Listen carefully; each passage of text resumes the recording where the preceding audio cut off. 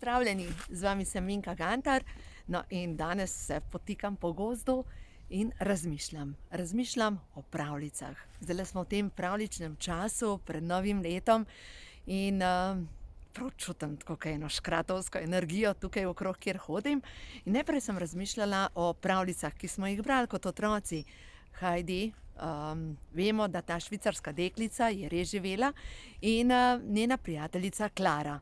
Ko je imela pomanjkanje D-vitamina in vemo, ko je prišla na planino k dedku, se je naužila sonca, D-vitamina, pila je kozje mleko, se pravi, je imela dovolj beljakovin in uživala je zeliščne čaje, s tem je dobila informacijo sonca in silicij se je čudežno pozdravila, je začela hoditi. No in potem sem razmišljala naprej, prav o pravljicah, pa o škratih, pa Sneguljčica in 7 škratov. No in če gledamo sporočilo te zgodbe, kakšno je to sporočilo? Prva stvar, vsak ima verjetno v življenju koga, ki je ljubosumen na njega. In prav ljubosumje dela velike težave. Ljudje postanejo škodoželjni, preračunljivi, želijo se polastiti vašega srca, vašega znanja, vaše, ne vem, tam v pravljici lepote, ne.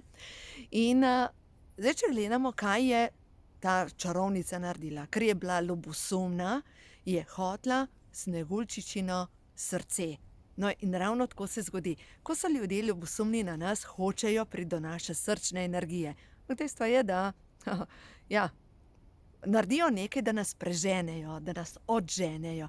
In dejansko, ko je šla Sneguljčica s čistim srcem, se je sporazumevala z živalmi, je pela in so ji pokazale pot do rešitve, do palčkov.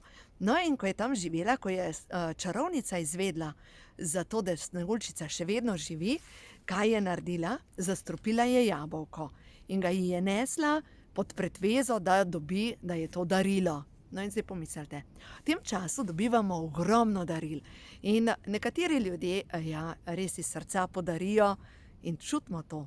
Drugi ljudje pa čutimo, da nimajo čiste energije in veste, taka darila nosijo njihovo informacijo.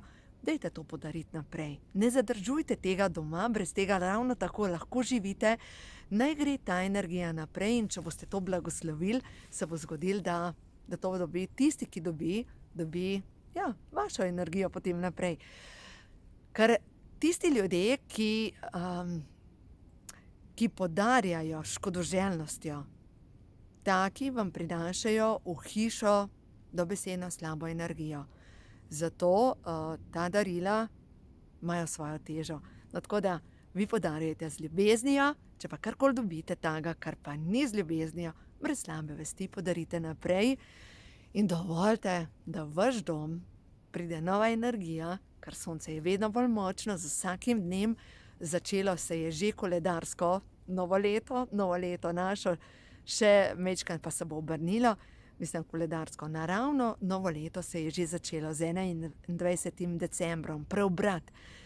Zdaj naše novo leto, 1. januar, v vsakem primeru počistite še kakšno stvar, kar se mora še sčistiti in naredite prostor novemu. Imejte se radi, uživajte, ker ta čas je res čaroben. Do 10. januarja se res čistijo določene stvari in postavljajo nove.